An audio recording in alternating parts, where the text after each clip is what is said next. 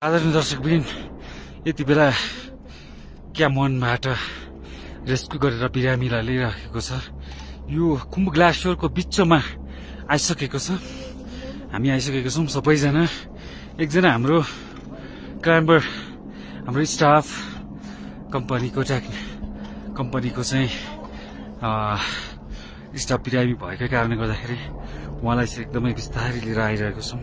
यहाँ भर्निङबाट झारिरहेको छ, यति गाह्रो छ। संसारमा यस्तो खालको रेस्क्यु तपाईले पक्कै पनि कहीँ पनि देख्नु भएको छैन होला। यति जोखिम छ, यति जोखिमपूर्ण लिइरहेछ हैन।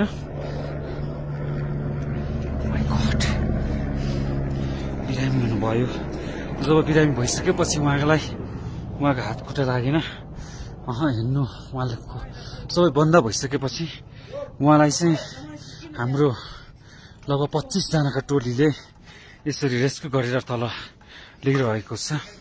अहिले धीरेन राईले, कुलुङ राईले बोकिरहनु भएको छ।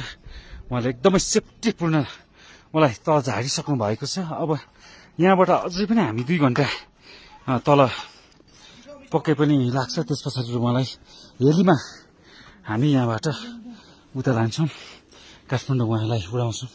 र जति पनि रेस्क्यु टोलीहरू माथिबाट फर्किरहनु भएको छ, क्षेत्रेन दाई हुनुहुन्छ सबभन्दा यहाँको टिम लिडर। उहाँले गरिरहनु भएको छ। उहाँको नेतृत्वमा यहाँ कसरी तल झार्ने, के गर्ने भन्ने कुराहरूलाई सबैले हाम्रो टिमै मिलेर चाहिँ उहाँलाई हामी तल ल्याउन सफलता भएको छौं।